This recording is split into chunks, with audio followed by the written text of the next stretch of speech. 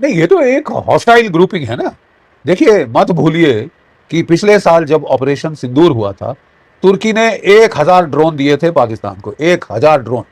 ये दूसरी बात, उनके इंस्ट्रक्टर भी आए थे। मुरीद कमांड पोस्ट पे जब हमारी एयरफोर्स ने हमला किया तो तुर्की के अफसर मारे गए उधर।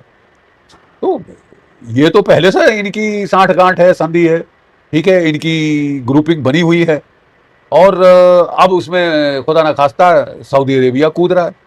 सऊदी अरेबिया लड़ तो नहीं सकता, लेकिन पैसे बहुत हैं, जरूरत से ज्यादा, शायद तभी चुलबुली हो रही। अगर ये लोग जरूरत से ज्यादा सर पे चढ़े तो अच्छी तरह से तीनों को पता होना चाहिए कि भारत एक न्यूक्लियर पावर है।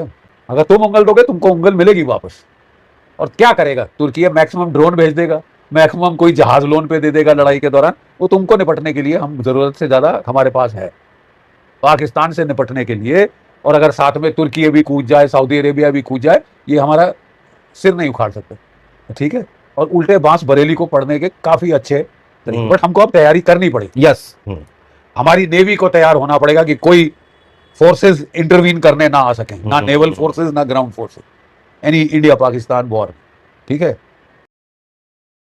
पाकिस्तान से कभी भी कुछ भी हो सकता है, आप लिख के, ठीक है। चीन थोड़ा में ठहराव है, इतनी चुलबुली में लड़ाई नहीं करते, लेकिन ये पाकिस्तान के 2 टके के बीच लोग, ये फटीचर मुल्क है, अपने लोगों को 2 रोज की रोटी नहीं खिला पा रहे। बगावत हो रही है, बलूचिस्तान में थी, खैबर पख्तूनख्वा में हो गई है, पीओके में हो गई है, कहाँ कहाँ, सिंध में गदर है। अपने लोगों पर एयर स्ट्राइक कर रहे हैं सर, अपने लोगों पे ये एयर स्ट्राइक कर रहे हैं और भारत से पंगे लेने की बातें कर रहे हैं। तो ना, ये इस देश का कलेक्टिव पागलपना जो है, ये अब थोड़ा जरूरत से ज्यादा बढ़ गया है। और उसके चलते अब हमको भी तैयार रहना पड़ेगा, तैयार रहना पड़ेगा फॉर एनीथिंग।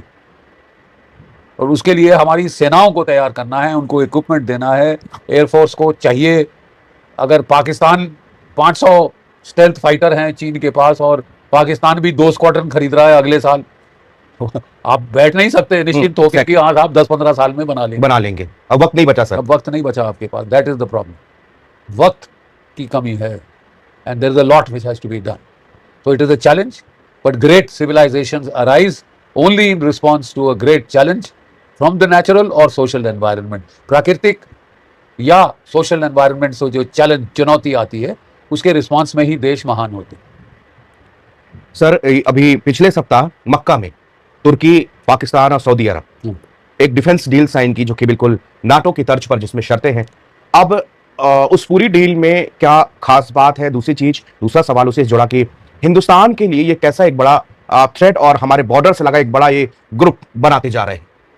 नहीं, ये तो एक हॉस्टाइल ग्रुपिंग है ना। देखिए, मत भूलिए कि पिछले साल जब ऑपरेशन सिंदूर हुआ था, तुर्की ने 1000 ड्रोन दिए थे पाकिस्तान को, 1000 ड्रोन। ये दूसरी बात, उनके इंस्ट्रक्टर भी आए थे। मुरीद कमांड पोस्ट पे जब हमारी एयरफोर्स ने हमला किया तो तुर्की के अफसर मारे गए उधर। तो ये तो पहले से इनकी साठगांठ है, संधि है, ठीक है, इनकी ग्रुपिंग बनी हुई है।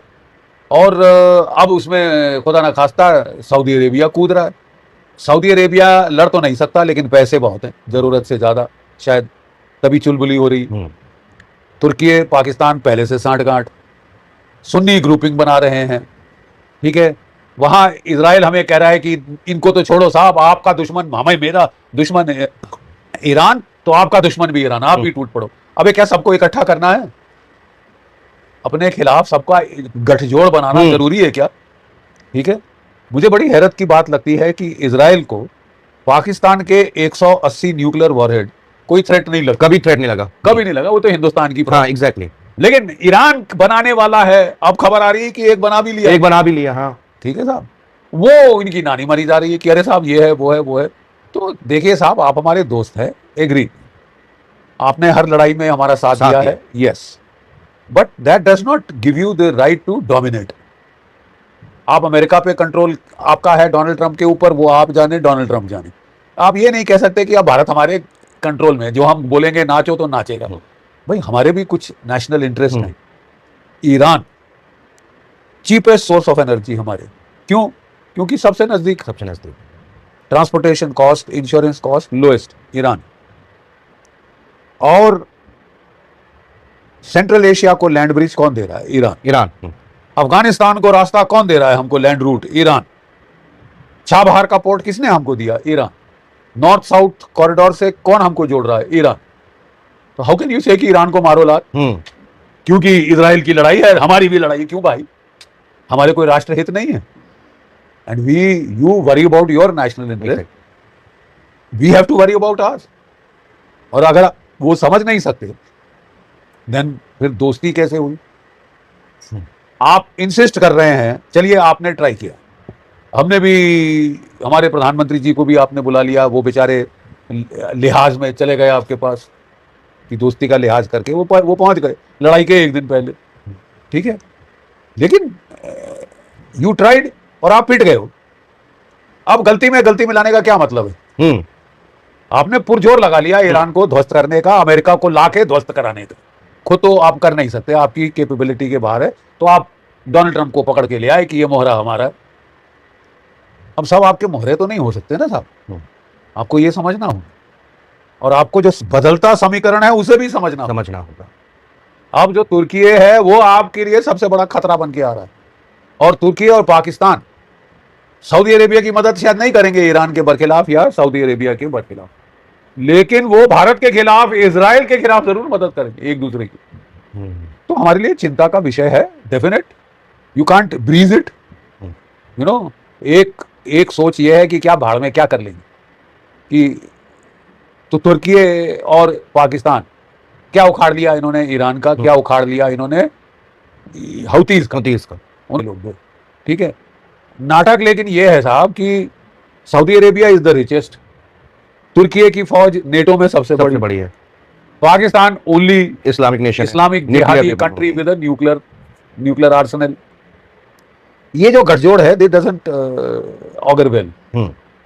लेकिन ज्यादा घबराने की जरूरत नहीं, केयरफुल होने की जरूरत है। अगर ये लोग जरूरत से ज्यादा सर पे चढ़े तो अच्छी तरह से तीनों को पता होना चाहिए कि भारत एक न्यूक्लियर पावर है। अगर तुम उंगल दोगे तुमको उंगल मिलेगी वापस। और क्या करेगा तुर्की? मैक्सिमम ड्रोन भेज देगा, मैक्सिमम कोई जहाज लोन पे दे देगा लड़ाई के दौरान। वो तुमको निपटने के लिए, हम जरूरत से ज्यादा हमारे पास है पाकिस्तान से निपटने के लिए। और अगर साथ में तुर्की भी कूद जाए, सऊदी अरेबिया भी कूद जाए, ये हमारा सिर नहीं उखाड़ सकते, ठीक है। और उल्टे बांस बरेली को पढ़ने के काफी अच्छे तरीके, बट हमको अब तैयारी करनी पड़ेगी। यस, हमारी नेवी को तैयार होना पड़ेगा कि कोई फोर्सेस इंटरवीन करने ना आ सकें, ना नेवल फोर्सेस ना ground forces, any India Pakistan war, ठीक है। और इनकी दुखती रगें कहाँ हैं वो हमको ढूंढनी होंगी। ज्यादा कोई छुपने वाली बात ही नहीं। तुर्की की दुखती रग साफ दिख रही है, सऊदी अरेबिया की दुखती रग है यूनाइटेड अरब अमीरात। तुम उंगल दो, तुमको उंगल वापस मिलेगी अच्छी खासी, क्योंकि वो जमाना गया जब भारत दूसरी गाल आगे करेगा। चपेड़ मारेंगे तो दांत मुंह बत्तीस ही तोड़ देंगे। ये हमको बिल्कुल क्लियर होना चाहिए। Yes it is a threat, yes it is a problem, but there are solutions to that problem, और वो हमको इनको क्लियर कर देनी चाहिए मौखिक रूप से, और अगर चुलबुली ज्यादा हो तो असली रूप से। कुल देखिए, जो समीकरण बन रहा है, सुन्नी नेटो बन रहा है, तो उसका तोड़ बहुत सीधा है। एक तो हमको यूएई और सऊदी अरेबिया की दुश्मनी, then we will have to exploit that fault line, ठीक है। ईरान से मेरे अंदाज में हमको अपने रिश्ते अच्छे करने चाहिए। ये मैंने बोला सबसे चीप सोर्स ऑफ एनर्जी है, नंबर 1। नंबर 2, चाहे गैस चाहे ऑयल, ठीक है। Transportation cost lowest, geographically most proximal. ये हमें रास्ता देता है सेंट्रल एशिया का, अफगानिस्तान का, जो हमारे लिए बहुत जरूरी है। पाकिस्तान का समीकरण देखते हुए बहुत जरूरी है। पाकिस्तान का तोड़ अफगानिस्तान में है, ईरान में। तो क्वाइट ऑब्वियसली आपको ईरान के साथ दोस्ती करनी चाहिए। नहीं, इजराइल हमारा दोस्त है, इजराइल कैसे लड़ेगा? हम भी लड़ेंगे। गधे हो क्या? हम क्यों लड़े? हमारे जब फायदे हैं वहां, तो हम वो फायदे कैंसिल क्यों करें कि नहीं भाई हमको नेतन्याहू साहब की जफ्फी मारनी। और उस कंडीशन में सर सब अपना अपना फायदा देखना है, सब अपना अपना फायदा देखते हैं। राष्ट्रहित सर्वोपरि, गेट दैट राइट, ठीक है साहब। आपका हित हमारे हित के ऊपर नहीं हो सकता। और अगर आप डिमांड करते हैं कि है, तो फिर साहब थोड़ा सा आपको भी समझना पड़ेगा। और मैं अपने इजरायली मित्रों को कहना चाहता हूं कि आपने बुरी तरह मिसकैलकुलेट की, और आप गलती में गलती मिलाने की कोशिश कर रहे हैं। 6 महीने हो गए, आप क्या उखाड़ लिया आपने और अमेरिका ने मिलकर ईरान का? पिट गए हो, उल्टा पिट गए हो। Let me be quite blunt and straightforward. Iran आज गल्फ ऑफ हॉर्मूज कंट्रोल कर रहा है, उसने बाबल मंदेब स्ट्रेट बंद कर दी, दुनिया की खाट खड़ी कर दी। आपको ये दिखा नहीं था जब आपने ये बेवकूफ लड़ाई शुरू करी? The stupid war of choice needs to be shut down. आपने क्यों मारे उसके लीडर? ये मतलब ये गैंगस्टरिज्म है क्या? गैंगस्टरिज्म का जमाना है।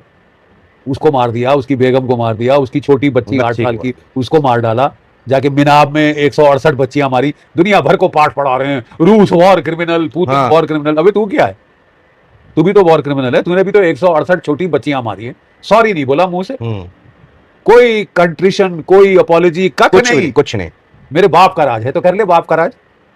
अब पढ़ रही है वापस, पिटवा दिए सारे अमेरिकन बेसिस 17 के 17 जो मिडिल ईस्ट में थे, धो दिए उसने। और जिसपे सबसे ज्यादा इनको गुमान था F-35 ड्रोन और मिसाइलों से गिरा दिए उन्होंने, ड्रोन और मिसाइल से गिरा दिए। अपाचे हेलीकॉप्टर 20 साल में एक नहीं गिरा था, तो अब गिर गया। अब गिर गया। नहीं, ये वाहियात लड़ाई थी, स्टूपिड इल थॉट आउट लड़ाई थी, शुरू करनी ही नहीं चाहिए थी। शुरू करा के आपने अमेरिका की खाट खड़ी करा दी।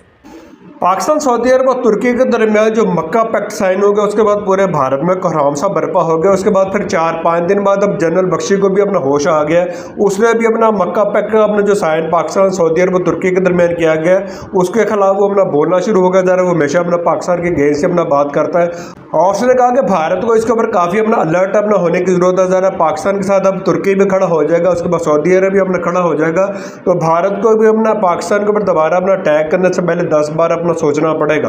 बाकी आप इसी तरह का मजीद इंडियन मीडिया की रिएक्शन वीडियो हमारे चैनल में देखना चाहते हो तो हमारे चैनल को अगर लाइव सब्सक्राइब शेयर कर दें। अगली वीडियो में आपसे दोबारा मिलते हैं।